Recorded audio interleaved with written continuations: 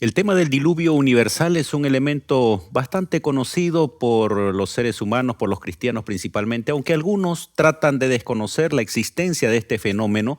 Sin embargo, desde muy antiguo se tienen inclusive relatos sobre la existencia de este fenómeno catastrófico, diríamos, en el sentido de que abarcó todo el mundo y que causó destrucción. Es curioso saber que los babilonios ya tenían una concepción acerca del diluvio. Leo aquí una pequeña porción de una epopeya llamada Gilgamesh, que relata lo siguiente: en aquellos días el mundo bullía, la gente se multiplicaba, el mundo bramaba como el toro salvaje, y el gran Dios se enalteció con el clamor. Enlil oyó el clamor y les dijo a los dioses del concilio: el alboroto de la humanidad es intolerante y ya no es posible dormir debido a Babel, a la confusión. Así que los dioses acordaron exterminar al hombre.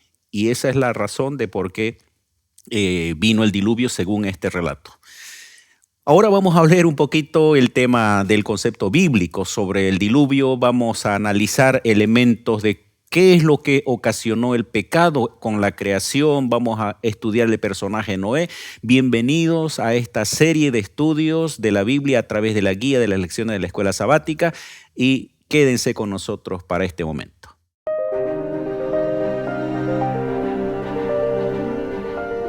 Axiomas, más allá de la evidencia.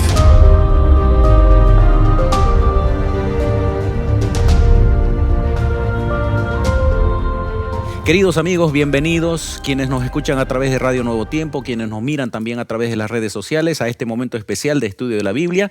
Para ello tenemos aquí dos amigos especiales, invitados. Está con nosotros el pastor David Vargas. Querido David, bienvenido. Un saludo a nuestra audiencia.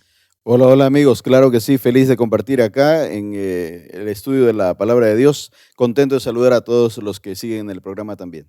Está con nosotros también Josué Peña, pastor de la Iglesia Adventista. Querido Josué, un saludo, y luego del saludo, por favor, nos guías en oración. Para mí es un placer acompañar en este estudio de la Palabra de Dios. Vamos a orar. Padre nuestro que estás en el cielo, queremos pedir que tu Santo Espíritu sea el que nos enseñe tu palabra. En nombre de Jesús, amén. Amén.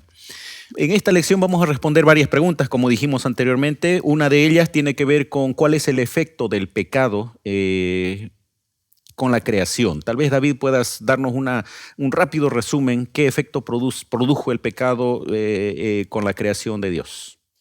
La verdad que de acuerdo al texto bíblico y de acuerdo a lo que vemos nosotros también, el efecto es desastroso, ¿no? Afecta al ser humano, afecta a las criaturas, ¿verdad? Los animales, las plantas, el medio ambiente. Hoy en nuestro tiempo, diríamos, también está afectando de manera muy visible, sensible a la salud, ¿no? El ambiente que nos preocupa mucho. La Biblia dice incluso del ser humano, que es lo que más nos preocupa también, que se había corrompido, ¿no? Podemos leer tal vez alguno de esos textos, ¿no? Para que aquellos amigos que no están con su Biblia puedan leer. Génesis 6:11, quizá como para ir de manera más breve, dice: a la vista de Dios la tierra se había corrompido y estaba llena de violencia. Y el 6 también tal vez es interesante. Parece hablar de nuestro tiempo. El 5. Parece hablar de nosotros, parece hablar de nuestra época, ¿no? El versículo 5, el Señor vio que la maldad de los hombres era mucha en la tierra y que todo designio de los pensamientos del corazón de ellos era de continuo solo el mal. Parece que estuviéramos viendo un noticiero del mediodía de nuestros tiempos, ¿no? El ser humano había inclinado, se había hecho una tendencia al mal, como ocurre en nuestro tiempo. Hay que tomar en serio esta situación. Ahí encontramos inclusive el relato de Caín y Abel, comienza el asesinato, maldad, violencia y todo aquello que los capítulos desde el 3 en adelante, el 6, vamos a encontrarnos la maldad creciente de los hombres. Ahí aparece un personaje, Josué, el personaje conocido por toda la humanidad casi, ¿no? Especialmente por los cristianos. Noé, ¿puedes hablarnos un poquito acerca de las características de este hombre? Claro, pastor. En Génesis 6, el verso 8, encontramos: pero Noé halló gracia ante los ojos del Señor. aquí nosotros podemos ver la mención de este personaje y la Biblia aquí menciona la palabra gracia. Esta es la primera vez que en las Sagradas Escrituras menciona, ¿no?, la palabra gracia. En el versículo de más abajo menciona, esta es la historia de Noé. Noé era un varón justo, perfecto entre los de su tiempo. Con Dios caminó Noé. Entonces vemos aquí tres descripciones: una persona justa, correcta, perfecto entre sus contemporáneos, ¿no? En la esfera humana era la persona más correcta, más a los caminos del Señor. Y la expresión estar con Dios, caminar con Dios, ¿verdad? Por más que Noé haya sido una persona correcta, justa, vemos la mención de la palabra gracia. Y aquí nos muestra de que el Señor es el que tiene misericordia del pecador. Noé, con todo lo correcto que era, también era pecador. Y aquí vemos que Dios es el que toma la iniciativa para poder salvar al hombre. Luego se va a introducir un elemento llamado pacto, que ya en las lecciones anteriores comenzamos a ver. Y aunque Josué lo mencionó de alguna manera, pero mi pregunta era la siguiente. ¿Dios escoge a Noé por sus características personales, porque dice aquí era varón justo, perfecto, caminó con Dios, o por la gracia que Dios tiene con el ser humano y cómo eso se refleja en relación al ser humano actual, David? La idea es que Dios toma la iniciativa. Josué estaba introduciendo bien la idea, ¿no? Dios toma la iniciativa, Dios decide manifestarse con gracia, con misericordia hacia el ser humano. Incluso en el versículo 11, cuando dice que a la vista de Dios se había corrompido la humanidad, se establece en la Biblia que las cosas ocurren a la vista de Dios. La óptica de Dios es lo importante. Podríamos incluso decir de nuestra existencia, ¿no? ¿Cómo estará mi vida a la vista de Dios, a la óptica de Dios? De acuerdo a los estándares del Señor, ¿cómo estaré, verdad? Es Dios quien toma la iniciativa en todos los casos, y frente al pecado no podría ser de otra manera. Es la principal necesidad del ser humano. Y la gracia indica una acción inmerecida, aunque Noé tenía características resaltantes en relación a todos los demás, pero aún esas características dependían de su comunión con Dios y eso le hace un favorecedor a un elemento llamado pacto. ¿Cómo se produce esta situación o este elemento de nexo ahora entre Dios y Noé? Descríbenos, por favor, David, el tema del pacto que Dios le propone. Es interesante. Normalmente el término pacto o la celebración de un pacto tendría que ocurrir entre iguales, y en este caso no ocurre entre iguales.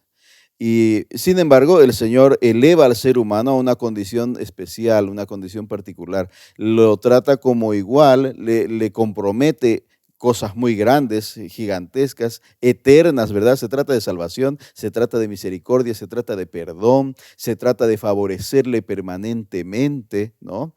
Y el Señor dice, incluso no estamos celebrando nuestro pacto, el Señor dice mi pacto, ¿no? Se trata de una gracia inmerecida que el Señor le concede al ser humano, en este caso en la persona de Noé, para la humanidad.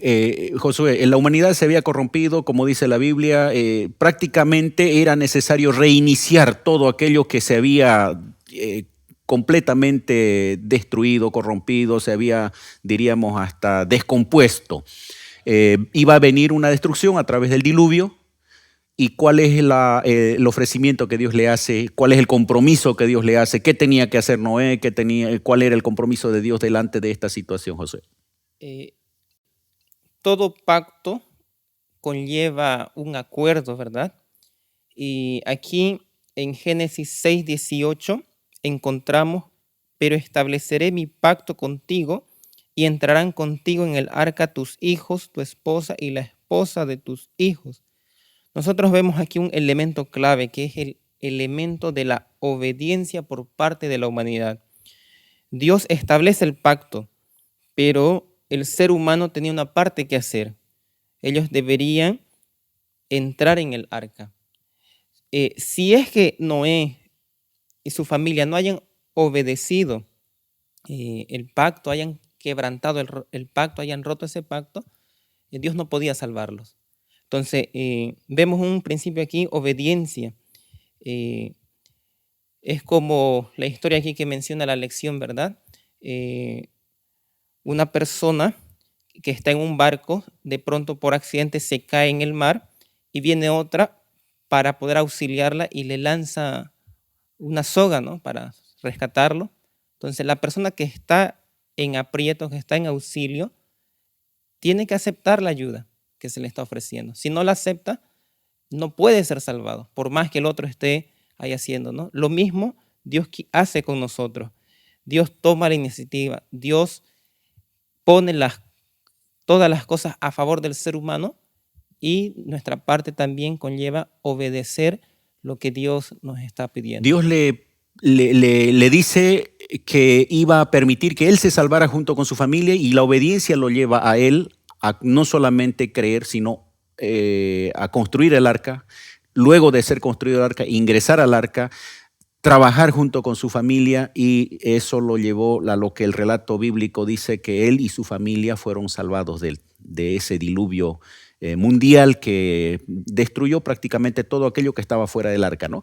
En la parte siguiente vamos a hablar un poquito acerca del compromiso de Dios, el arco iris, un tema que también aparece aquí como una señal del pacto. Así que vamos a una breve pausa y continuamos en breves segundos. Ya retornamos con Axiomas.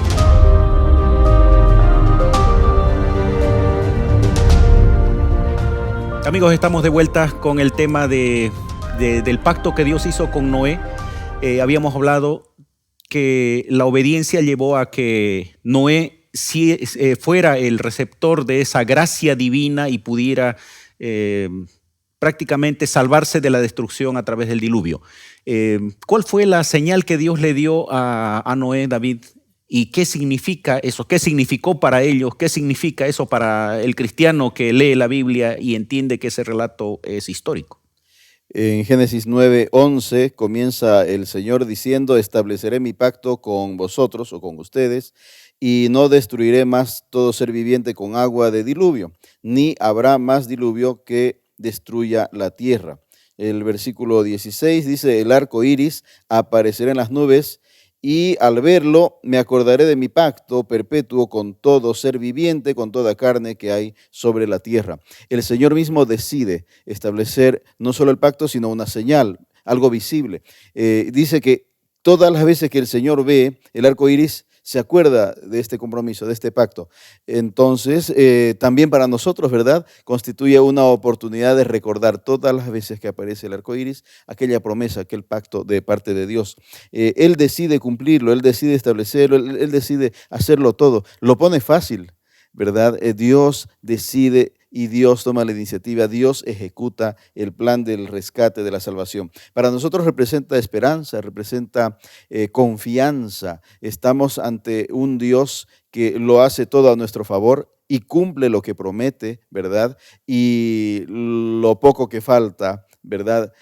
Para la segunda venida del Señor Jesús, que es la promesa bendita para nuestro tiempo, vale la pena esperar, vale la pena confiar en el Señor. Estaba pensando, hay algunos fenómenos naturales que para nosotros parecen obvios, por ejemplo, ¿no?, la lluvia, por ejemplo, el arco iris, un fenómeno natural, y cuando encontramos que en la Biblia tiene un significado, podemos pensar inclusive en su origen, porque uno puede dar por sentado de que hay una condensación de agua y luego el agua vuelve a caer y a eso se llama lluvia, pero la Biblia dice que en algún momento no existía aquello. Y ahora aparece el arco iris, aunque es un fenómeno muy conocido, pero como un elemento importante en la relación entre Dios y la humanidad, en el contexto del pacto. Dios está asignándole una simbología, ¿verdad? Está procurando que el ser humano tenga señales, evidencias en el camino. Además del arco iris hay otras, pero el arco iris en este caso una señal de un compromiso. El Señor no quiere destruir al ser humano. Claro, claro. Por eso estaba pensando, claro, dándole evidencia a la utilidad, diríamos, al elemento simbólico de esto, pero hay otras maneras en las que Dios también ha tratado de mostrar su existencia, su poder y su misericordia para el ser humano. Pastor, Josué, adelante. aquí en Génesis 9:12, el pastor estaba leyendo el 11, ¿verdad? Donde dice, esta será la señal del pacto que establezco con vosotros, es decir, con las personas que se salvaron del diluvio. Y ahí agrega, ¿no? Y con todo ser viviente que está con vosotros, ¿no? Por los siglos perpetuos. Entonces, aquí vemos la palabra de Dios que es un énfasis universal, pastor. Son abarcadoras. Independientemente si alguien elige obedecer al Señor o no, el símbolo del arco iris, su significado que nos hace recordar de que Dios destruyó este mundo a causa de la maldad del hombre, a causa del pecado que se había multiplicado en gran manera, vemos el amor, la misericordia de Dios en el arco iris.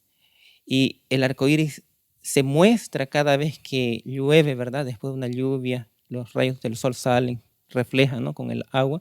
Entonces vemos que Dios nos hace recordar que hubo un tiempo atrás en el pasado de la destrucción universal del mundo, ¿no? Y vemos cómo Dios preservó al ser humano.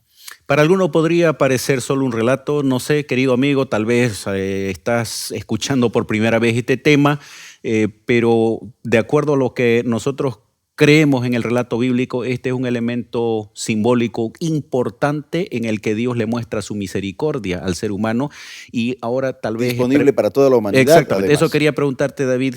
Cómo esa promesa que Dios le hace a Noé, que Josué ya dice, eso abarca también cómo eso debe ayudarnos a nosotros a entender que el pacto de Noé, el pacto que Dios hace con Noé, inclusive de no volver a destruir la tierra y de preservarlo, abarca a la humanidad actual, nos abarca a nosotros. Exactamente. Y en realidad podríamos decir principalmente, ¿no? De acuerdo al texto profético, sabemos que los tiempos han avanzado, se acerca el fin de la humanidad, entonces con mayor urgencia, podríamos decir, para nosotros se hace visible, sensible, muy, muy cercano, muy inminente la llegada del Señor. Esa esperanza bendita se va a manifestar pronto. El arco y otros símbolos y otros contenidos del plan de salvación son necesarios de difundir, de compartir a nuestros semejantes, a nuestros seres queridos. Las personas con quienes interactuamos están también necesitados de la salvación de Dios. Esa salvación está accesible a todos. El pacto, el Señor dice justo en el texto, el versículo 12, donde Josué leía, para las personas que están con vosotros por los siglos perpetuos. Alcanza nuestro tiempo, alcanza a todas las personas. Podemos ayudar a las personas a conocer la gracia disponible a través de ese pacto que el Señor establece con la humanidad. Está disponible para todos en todos los tiempos. Y nosotros podemos ser receptores de ese pacto como Noé lo fue. Interesante que Elena de White, una escritora cristiana, ella comenta inclusive este elemento y dice que en los días de Noé muchas personas que estuvieron con él, trabajaron con él, probablemente ni siquiera alcanzaron a llegar al diluvio y murieron creyendo en lo que ellos pensaban, pero hubo mucha gente también que estuvo en eso trabajando y luego se desvió del camino. Y esto nos puede llevar a reflexionar, ¿no? Si nosotros estamos recibiendo también ese pacto, esa promesa de salvación ahora, estamos como preparando el arca. Claro, aquella gracia ofrecida, ojalá que no la descuidemos, ojalá que no abandonemos, ¿verdad? Que el Señor nos permita en su gracia y nosotros nos aferremos, en la figura que presentaba Josué, nos aferremos de aquella cuerda, de aquel salvavidas, aferrémonos de esa salvación que está ofrecida, que está disponible y permanezcamos hasta el día final. Muy bien, queridos amigos, vamos a una última pausa y enseguida volvemos para las conclusiones. Ya retornamos con Axiomas.